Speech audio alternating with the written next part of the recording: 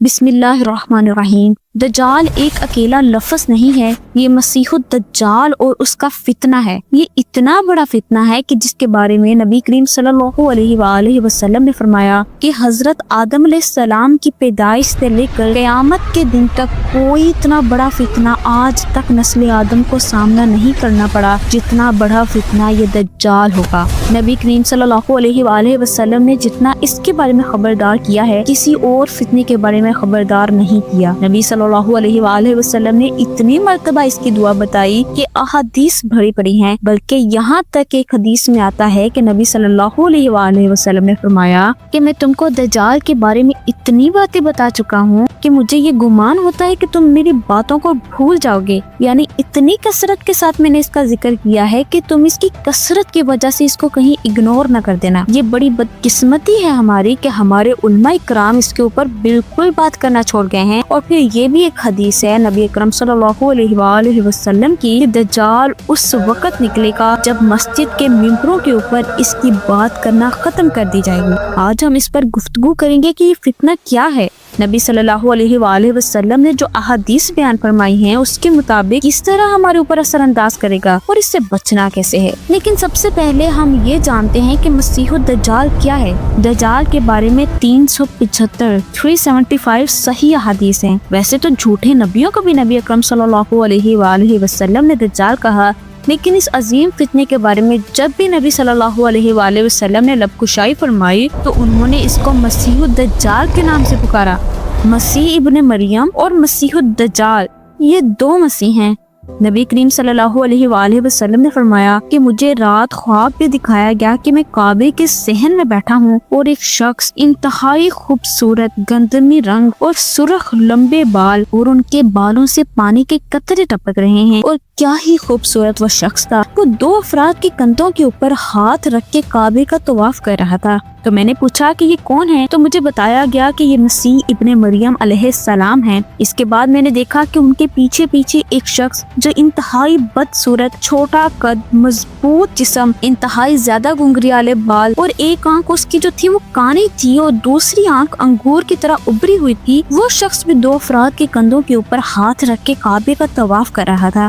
تو میں نے پوچھا کہ یہ کون ہے، تو مجھے بتایا گیا کہ یہ مسیح الدجال ہے۔ اس حدیث سے ایک بات تو واضح ہوتی ہے کہ دجال اور حضرت عیسیٰ علیہ السلام کا بڑا گہرا تعلق ہے، اور دجال جو ہے وہ حضرت عیسیٰ علیہ السلام کے چونکہ پیچھے قدم بہ قدم آ رہا تھا، تو وہ حضرت عیسیٰ علیہ السلام کی کاپی کرے گا، اور وہ تمام معجزے جو نبی اکرم صلی اللہ علیہ وآلہ وسلم کی روایات کے مطابق اور قرآن کے مطابق جو حضرت عیسیٰ علیہ السلام کو اللہ تعالیٰ نے دیے، وہ سارے کے سارے معجزے پرفارم کرے گا، اور وہ مسیح ابن مریم کو مسیح سمجھنے کی بجائے لوگوں کو اس بات پر قائل کرنے کی کوشش کرے گا کہ میں مسیح ہوں۔ اور نبی اکرم صلی اللہ علیہ وآلہ وسلم کو یہ ایک ہی خواب میں دکھایا گیا۔ اب مسیح تو ایک شخصیت کا نام ہے، ایک ایسا شخص جس کے پاس معجزے ہوں گے۔ دوسرا لفظ دجال ہے۔ یہ دجال ایک سسٹم ہوگا۔ دجال کس کو کہتے ہیں؟ دجل، یعنی نیچے کوئی اور چیز اور اس کے اوپر کسی اور چیز کا ہول چڑھا کر اس کو اصل کر کے دکھایا جائے، تو یہ دجل ہے۔ اب یہ سارے کا سارا دجل جو سسٹم ہے اس کا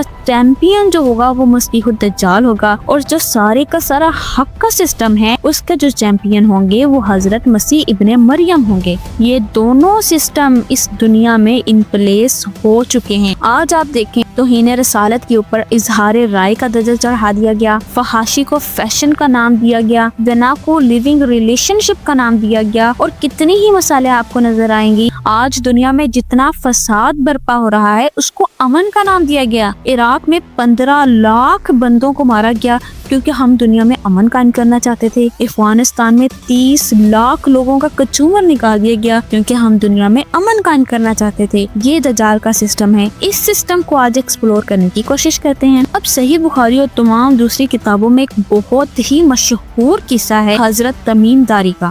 حضرت تمیم داری جو تھے یہ شام کے رہنے والے عیسائی تھے، لیکن یہ کیپٹن آف دا شپ تھے، یہ جہاز چلایا کرتے تھے۔ انہوں نے سنا کہیں سے یا اپنی کتابوں میں پڑھا کہ نبی کریم صلی اللہ علیہ وآلہ وسلم کا مکہ میں ظہور ہو چکا ہے، تو یہ اسپیشل چل کر مکہ تشریف لائے اور نبی کریم صلی اللہ علیہ وآلہ وسلم سے ملاقات کی اور اسلام قبول کیا۔ نبی کریم صلی اللہ علیہ وآلہ وسلم نے ان کو بڑا پیار کیا، اور اس کے بعد انہوں نے نبی کریم صلی اللہ علیہ وآلہ وسلم سے ایک عجیب بات بھی کہی، یا رسول اللہ صلی اللہ علیہ وآلہ وسلم، مجھے پتا ہے کہ آپ کی امت ملک کا شام فتح کر لے گی، لہٰذا جب آپ کی امت ملک شام فتح کرے تو یہ جو 2 گاؤں ہیں یہ مجھے دے دیے جائیں۔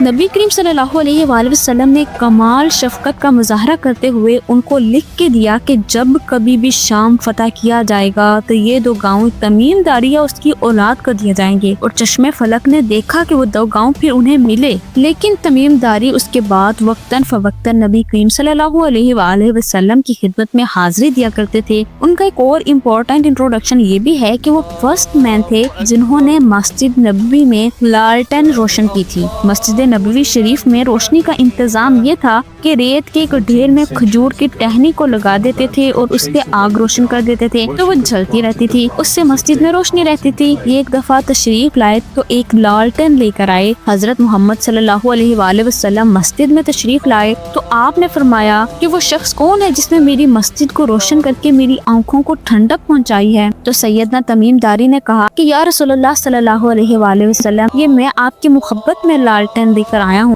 تو نبی اکرم صلی اللہ علیہ وآلہ وسلم اتنے خوش ہوئے اور فرمایا کہ تمیم داری، اللہ تعالیٰ تمہیں اس کا اجر دے گا، یقین کرو کہ اگر کوئی میری بیٹی کنواری ہوتی تو میں اپنی بیٹی کا نکاح تمہارے ساتھ کرتا۔ تو سیدنا فضل بن عباس اٹھے اور فرمایا یا رسول اللہ صلی اللہ علیہ وآلہ وسلم، میری بیٹی جوان بھی ہے اور کنواری بھی ہے، اور وہ آپ ہی کی بیٹی ہے کیونکہ وہ رسول اللہ کی کزن تھے، تو میں اپنی بیٹی کا نکاح تمیم داری سے کرنے کا اعلان کرتا ہوں۔ تو یہ خوش قسمتی، یہ سعادت بھی حضرت تمیم داری کو حاصل ہوئی کہ وہ رسول اللہ کے داماد بھی بنے اور اللہ تعالیٰ نے اس کو نوازا بھی۔ پھر انہی کی ایک حدیث ہے، آپ سب نے سنی ہوگی، بہت ہی مشہور حدیث ہے کہ نبی کریم صلی اللہ علیہ وآلہ وسلم نے ایک دفعہ نماز کے بعد لوگوں کو بیٹھے رہنے کا حکم صادر فرمایا، کوئی اپنے اپنے گھر کو نہ جائے، اور اس کے بعد کہا کہ مجھے تمیم داری نے ایک بات کہی ہے اور وہ میری بات کے بہت قریب ہے جو میں تم کو کہتا ہوتا ہوں، لہٰذا میں نے بہتر سمجھا کہ میں وہ بات تم کو بتاؤں۔ اور پھر اس کے بعد تمیم داری کی بات نبی کریم صلی اللہ علیہ وآلہ وسلم نے بتائی۔ حضرت تمیم داری کہتے ہیں کہ میں بحری سفر پہ تھا، میرے ساتھ میرے جہاز پر 30 آدمی اور بھی تھے، سمندر میں طوفان آیا اور ہمارا جہاز کنٹرول کھو بیٹھا، لہروں نے ہمیں اپنی زد میں لیا اور 1 ماہ ہم سمندر کی لہروں میں گردش کرتے رہے۔ 1 ماہ کے بعد ہمارا جہاز ایک جزیرے پہ لگا، ہم چھوٹی کشتیوں میں بیٹھ کر اس جزیرے میں اترے اور ہم نے وہاں ایک عجیب و غریب سی چیز دیکھی، ایک جانور نما کوئی چیز تھی، جاندار چیز تھی جس کے آگے اور پیچھے بال ہی بال تھے، اور یہ پتہ نہیں چلتا تھا کہ اس کا منہ کس طرف ہے اور اس کی پیٹھ کس طرف ہے۔ ہم نے کہا کہ تو کون ہے؟ اس نے کہا کہ میں جساسہ ہوں، جساسہ یعنی جاسوس۔ اس نے کہا کہ تم کون ہو؟ انہوں نے کہا کہ ہم عرب ہیں اور راستہ بھول گئے ہیں۔ تو اس نے کہا کہ آگے چلو، معبد نے یعنی ٹیمپل نے ایک شخص آپ کا انتظار کر رہا ہے اور آپ لوگوں سے ملاقات کا شوق رکھتا ہے۔ سیدنا تمیم داری کہتے ہیں کہ ہم وہاں گئے، ایک دیو قامت انسان، اتنا بڑا انسان کہتے ہیں کہ آج تک میں نے اپنی زندگی میں نہیں دیکھا، اور اس کا جسم جو ہے زنجیروں سے بندھا ہوا تھا، اس کے ہاتھ اس کی گردن کے ساتھ پیچھے کی طرف بندھے ہوئے تھے اور وہ زمین و آسمان کے درمیان میں اچھل رہا تھا۔ کہتے ہیں ہمارے اوپر خوف طاری ہوا، ہم نے کہا کہ اللہ تیرا ستیہ ناش کرے، تو کیا چیز ہے؟ اس نے کہا کہ میری بات چھوڑو، پہلے تم یہ بتاؤ کہ تم ہو کون؟ ہم نے کہا کہ ہم عرب ہیں اور راستہ بھول گئے ہیں۔ اس نے کہا کہ پہلے مجھے یہ بتاؤ کہ بیسان کے درخت جو ہیں وہ کھجوروں کا پھل دے رہے ہیں؟ تمیم داری کہتے ہیں کہ ہم نے کہا بالکل، وہ کھجوروں کا پھل دے رہے ہیں اور لوگ اس سے مستفید بھی ہو رہے ہیں۔ اس نے کہا کہ عنقریب وہاں کھجوریں نہیں ہوں گی۔ پھر اس نے کہا کہ مجھے بحیرہ طبریہ کے بارے میں بتاؤ، کیا وہاں آج بھی پانی ہے؟ تو انہوں نے کہا کہ ہاں، اس میں پانی ہے۔ اس نے کہا کہ عنقریب اس میں پانی ختم ہو جائے گا۔ اس کے بعد اس نے کہا کہ مجھے زاغر کے چشمے کے بارے میں بتاؤ، کیا وہاں سے پانی نکل رہا ہے؟ لوگ اس سے اپنے کھیتوں کو سیراب کر رہے ہیں؟ ہم نے کہا ہاں، ایسے ہی ہے۔ پھر اس نے کہا کہ مجھے عربوں کی امی نبی کے بارے میں بتاؤ کہ ان کا کیا ہوا؟ حضرت تمیم داری کہتے ہیں کہ ہم نے کہا کہ ان کا ظہور ہو چکا اور وہ مکہ سے مدینہ منتقل ہو چکے ہیں۔ اس نے کہا کہ عربوں نے ان کے ساتھ جنگ کر لی؟ ہم نے کہا ہاں عربوں نے ان کے ساتھ جنگ کر لی۔ اس نے کہا کہ ان کا نتیجہ کیا رہا؟ ہم نے کہا کہ اللہ نے ان کو عربوں پر فتح نصیب فرمائی۔ تو فرمایا ہاں ان کے لیے بہتر ہے، اور سنو کہ میں دجال ہوں، مسیح الدجال، میں بہت جلد آزاد کر دیا جاؤں گا، اور میں ایک ایک گلی دنیا کی ایک ایک چپے میں پہنچوں گا سوائے مکہ کی اور طیبہ کے، اس میں داخل نہیں ہو سکوں گا۔ اس کے علاوہ میں پوری دنیا میں پہنچوں گا۔ نبی اکرم صلی اللہ علیہ وآلہ وسلم نے اپنا عصا مبارک زمین پر مارا اور کہا یہی طیبہ ہے، یہی طیبہ ہے، یہی طیبہ ہے۔ مجھے تمیم داری کی بات اچھی لگی، کیا یہ بات میری اس بات کی قریب نہیں ہے جو میں تمہیں بتاتا ہوں؟ تو صحابہ اکرام رضی اللہ تعالیٰ عنہ نے فرمایا کہ یا رسول اللہ بالکل ایسا ہی ہے۔ فرمایا کہ وہ مشرق سے نکلے گا، وہ مشرق سے نکلے گا، وہ مشرق سے نکلے گا۔ نبی اکرم صلی اللہ علیہ وآلہ وسلم نے پھر اپنی امت کے لیے دعائیں دی اور کہا کہ ثابت قدم رہنا، ثابت قدم رہنا، ثابت قدم رہنا۔